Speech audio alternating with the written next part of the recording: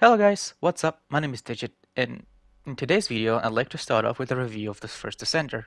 This is a looter shooter third-person action game that looks eerily similar to the other titles such as Destiny or Warframe.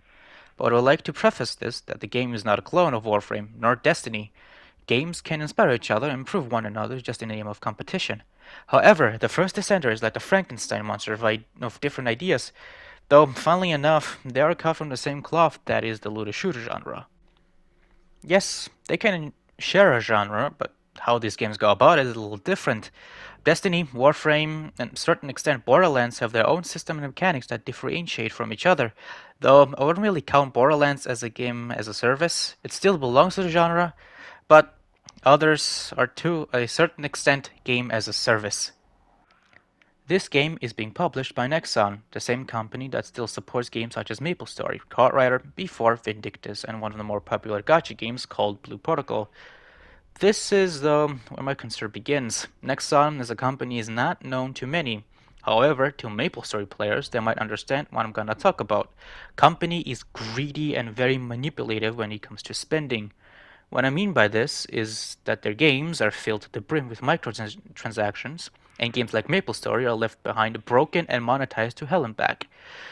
Things like gear and weapon enhancing boosters, pets that give you extra stats, player titles that give you extra buffs, so on and so forth.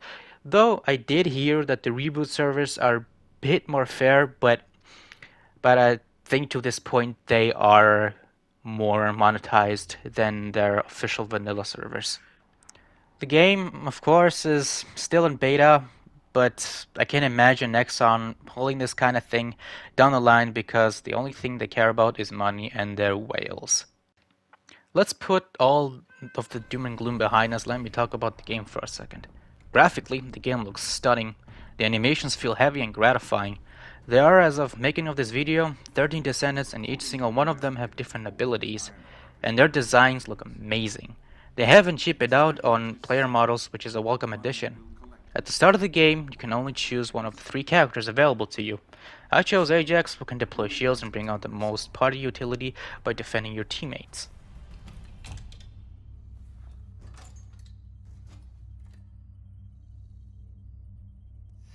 I'm gonna go with Ajax because that armor looks sick.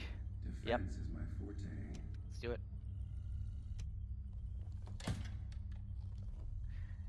Very good choice, lads. Very good choice.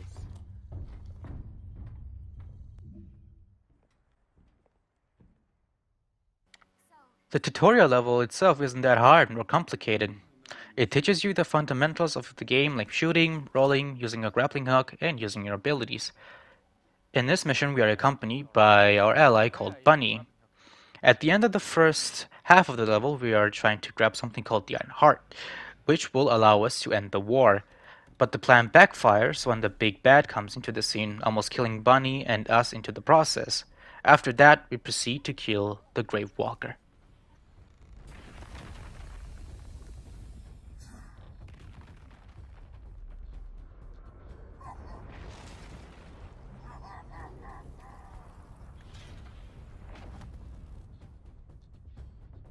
Damn it.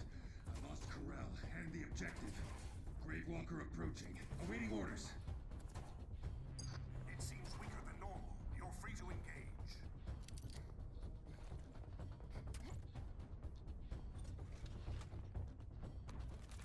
I got it. This game needs aim assist on controller. Jesus, but it's difficult to aim because Alpha, I lost the heart. It's all my fault.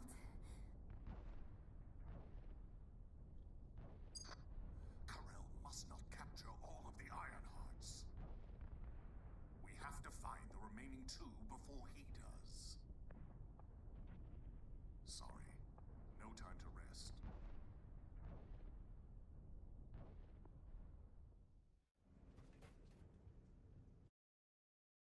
I mean, not gonna lie, the game looks good so far. I never expected After the tutorial, I spoke to Alpha, one of the characters, who sounds very similar to Lord Saladin.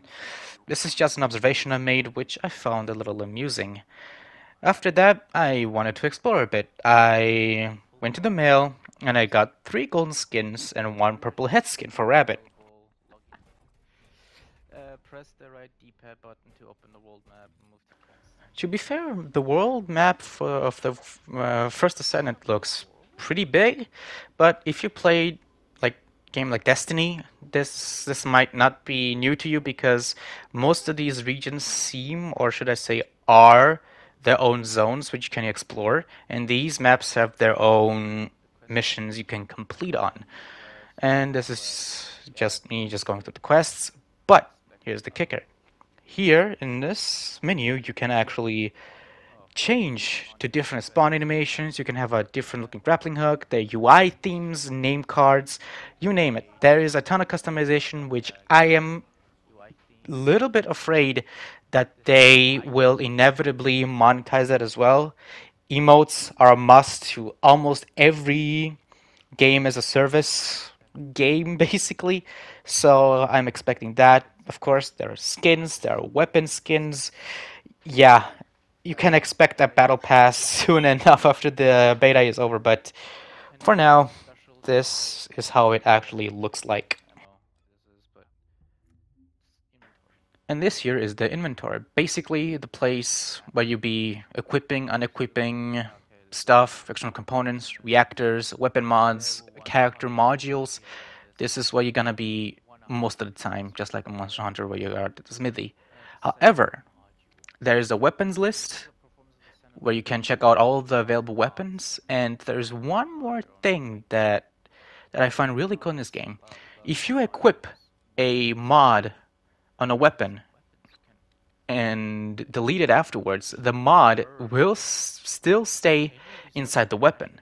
It won't go anywhere. So if you want inventory space, you can actually clear it up, but the mod that is installed on the weapon, it won't disappear at all, which in my opinion, that's a really good mechanic, which I wish other games had that as well. You can have them indefinitely, but it doesn't seem the case. You can just go there and just equip whatever weapon you have. This year, in this menu, you can actually see all of the Descendants, all 13 of them. And on the top left screen, you can hover over with your cursor and just read the tooltips for each individual skills. Now, what I do find really cool is that each and every single character has their own animation here, which adds to their personality, how they look, and how the kind of vibe they give. And the character quality themselves, the textures and everything, look, the lighting, it looks absolutely supreme.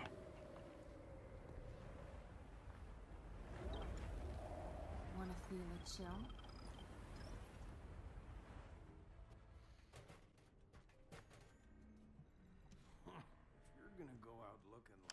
After checking out the characters, I went ahead and talked to the vendors. The weapons vendor, well, sells weapons. There is one vendor who enhances modules, and there is another one who sells, or should I say, who crafts other descendants. Now what do you want? Go on, I'm waiting.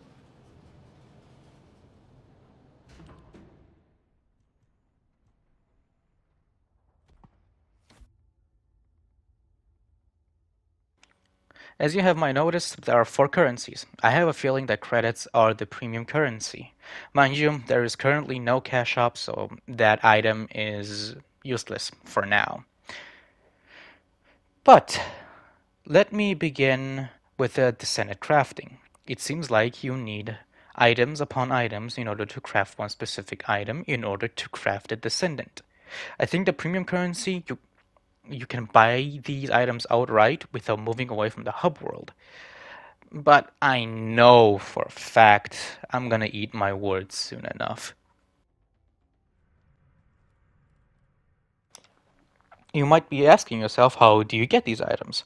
Well, by completing the overworld events, they can drop an item for your character you want to craft.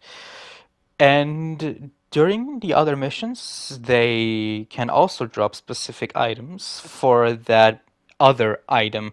Basically, you can get the item outright, or you can craft yourself up there, basically. And that's how it basically goes. It's at first time this looks really complicated, but after a while, when you figure it out, it's easy.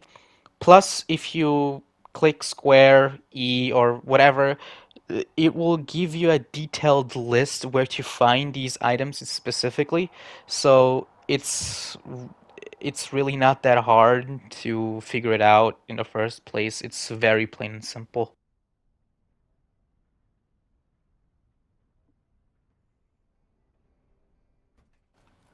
So I like to throw this straight out the way. I was lagging a little, so I'd like to apologize for the choppy gameplay I'm about to witness. But after I was done exploring the hub world, I went ahead and teleported to Kingston. Yet again, I want to point you to the game's visuals and graphics. They look absolutely stunning. And after this cutscene, I went ahead and talked to a guy who is responsible for this region. And after this little conversation, we could tackle some missions where we had to do 100% progress for the destruction in Kingston. The mansion for the safety of the outpost.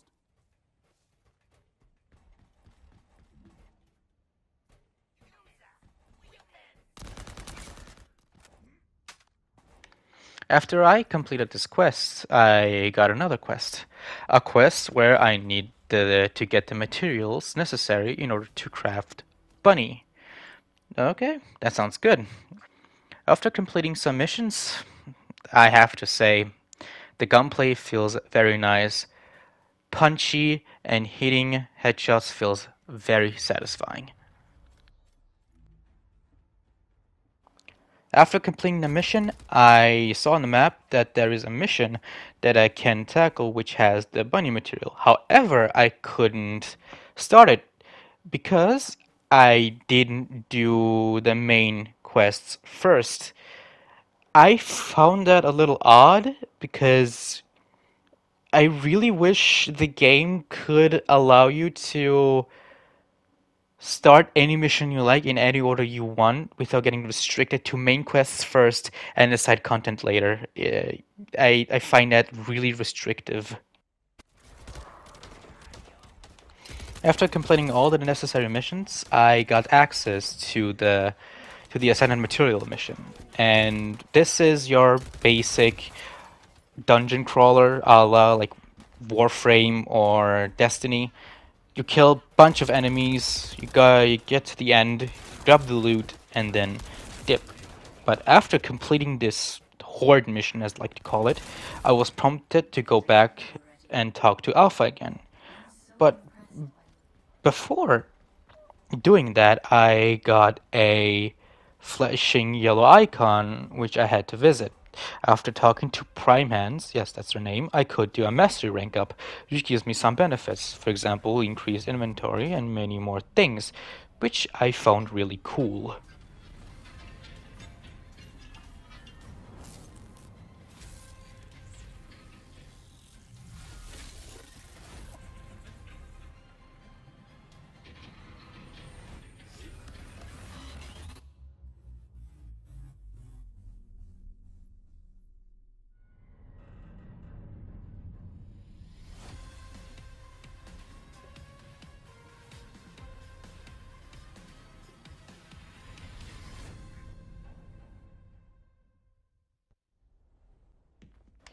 There is something I'd like to point out, which I completely forgot to put in the script, by the way, don't mind me, that the voice acting in this game is actually pretty okay, in my opinion. It's not really top tier grand, but it does its job basically. It's fine. It's a Korean game, so I don't always expect really good performances, but in this game they're fine in my opinion. Crisis is to seal this damn dimensional wall using the Iron Heart. The Iron Heart cannot be controlled.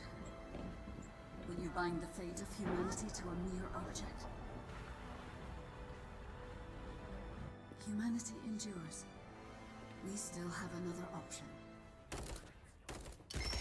After I was done watching cutscenes and getting expository garbage thrown at me, I went back to the overworld so I can grind out the quests or missions, or what I keep calling them quests because that's what I'm used to calling them. And what I didn't notice is there are gonna be some enemies who will have special properties. Like for example, more shields, more health. Then these enemies are actually marked red, basically. Which actually enhances the gameplay a little bit, but to be fair, they don't really pose a threat to me yet. But I'm 100% sure as the game advances through the levels, it will get harder eventually.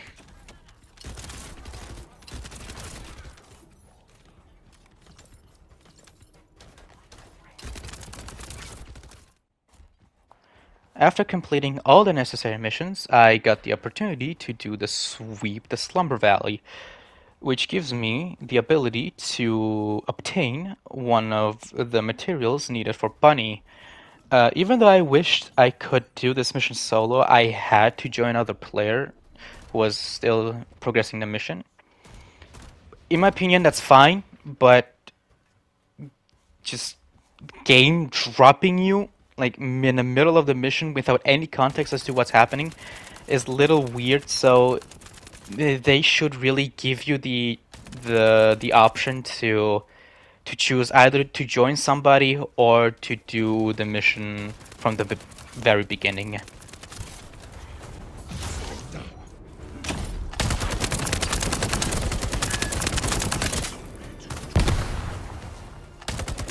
Okay, after killing the boss called Greg the Star-Crossed, yes, I still cannot take this name seriously, I got the material I needed.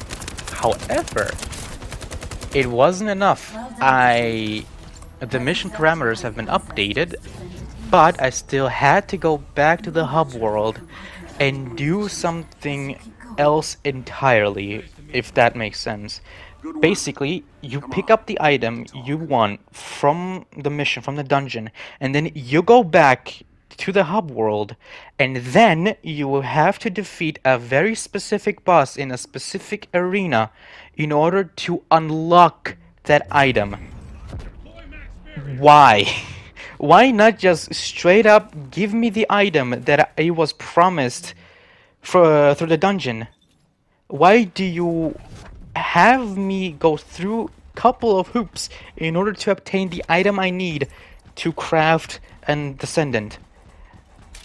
I don't understand why they did that. The mission description straight up lied to me. Not really lied. They gave me the item, yes, but I still have to do this extra thing in order for the item to be unlocked, quote unquote.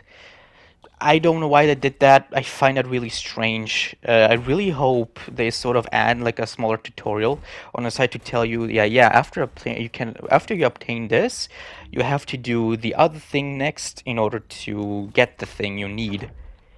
Please do add this tutorial because it confused me from the first go, basically. Because this game is a looter shooter, the items you get are based off of your level. So the higher your level, the better the items. Basically, that's the whole shtick about them. However, at the end of the session, I got so many items that it actually overwhelmed me, and I actually maxed out my inventory space for weapons. And basically, I had to mark all of them, not all of them, just a couple of them, so I can actually dismantle them, so I get the materials from them, basically. Yeah. So after I marked everything for dismantlement in my inventory, I went to Prime Hands to have a master rank up, basically my inventory space here and that. And after doing that, I went to Alpha, talked to him, so I can advance the quest, so I can finally get the item I need to craft Bunny. But this is a lot of exposition. Like, brother, get to the point already. I want to do the other things. I don't have time just to sit down and just listen to you talk. That's the main gripe of this game, for me at least. Because there's a lot of talking. You can skip it, but I have a feeling you might actually miss some lore tidbits here and there. But at this point, it's a looter shooter. Like, it's not really a Destiny level of lore here. It's really bare minimum as to comes to the story in this game. Let me tell you about the After honest more things exposition, I devices. had to go back. Nah, not really go back to, but I had to talk to Cillian. This guy is basically the vendor where you can actually enhance your like your mods and stuff like that. But again, too much text, too much talking. Just get straight to the point. It's super annoying when that happens. Like, my brother in Christ, just get to it already.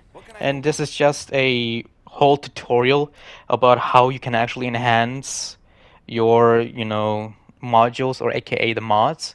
It's really simple. You need like a couple of things there, a couple of gold here, and you should be good to go. Outstanding. And after all of the talking, it goes back to even more talking with this girl you actually meet in one of these, in the tutorial level. Actually, her name is Guide. Like, at the end of this tutorial, the whole of your gameplay is like a ton of exposition. And this is not the worst one yet. The worst one is right around the corner. Trust me, if you want to, you can skip it. I'm gonna skip it for you, actually, because there is legit nothing of note happening here nor there. To basically summarize, what she's saying is that you have this super powerful thing and you're the chosen one. You have a lot of potential to be the best, blah, blah, blah. Basically, that's what it watered down to. Boy, it was not fun, let me tell you. Here is the worst offender this game has to offer. Seneca, whatever. This guy wouldn't shut up. Like, I literally zoned out halfway through because he talked so much. It literally made me really disinterested as to what the hell he was actually talking about. Don't worry, I'm gonna cut it out so you do not have to witness this. So this thing here is called the Void Intercept Battle. It's basically like a boss fight simulator, if that makes sense. The Grey Walker is basically the same thing as it was in the tutorial. It's just a little bit stronger now. And here you can earn the material that you need in order to craft the Descendant, aka the bunny. After defeating the boss with 3 different players, actually, which is pretty cool, you have teammates here, you get the prompt to select the amorphous material. Basically, you can make it a choice. Either, I think there's gonna be like a row of things you can choose from, but you have to get really lucky in order to get the item you actually need. So that's the catch I was actually waiting for. For now, for the bunny material, it's guaranteed, but for the rest, I have to say good luck, my man. You'll need it. After all this grind, we have all of the materials necessary to craft bunny. As you notice, there is a research time of 12 hours. You might think this is in-game 12 hours. No, this is in real life 12 hours. Yeah, for Warframe players, that means nothing. But for the normal people, that's a lot of time, because you have to practically wait half a day in order to play this thing. You can boost it though with credits and play it immediately. But I didn't do that because I actually waited 12 hours to play this. So do what you want, just don't do anything that I wouldn't do. So you heard me talk about this game non-stop at this point. What's the conclusion? Well, I have a feeling that this game has a huge potential to be a really good game. A game that has a potential to rival Warframe and even Destiny 2. The graphics, gunplay, the sounds, they're very well done. And mind you, this is only the beta. I'm pretty sure the game will be even better on release. The performance though, on the PS5 it actually ran really well. but I'm not really sure about the other platforms. I've heard PC might have some hiccups here and there, but that's just small whispers I've heard throughout the internet. However, there is not so small of a worry that I have, which is Nexon themselves. I'm a little bit worried that in probable future that the game might turn fully pay to win. I really hope it doesn't. I really hope that they will stick to cosmetic only, even if they include a battle pass. I really hope, I'm gonna say it a lot, that they will include cosmetic only battle pass. But that's just a small part of it. All the positives I have listed outweigh the negatives. But it wouldn't really hurt to be cautious about that sort of thing down the line at least. So that's my conclusion. Just if you have like other opinions about this game as well, don't be afraid to comment down below. I'd like to hear yours as well. Anyway, that was a real long video. Thank you guys so much for watching. Subscribe, comment, and like, and also be sure to check out my Twitter down in the description below. Other than that, I hope you enjoyed, and as always, have a fantastic day.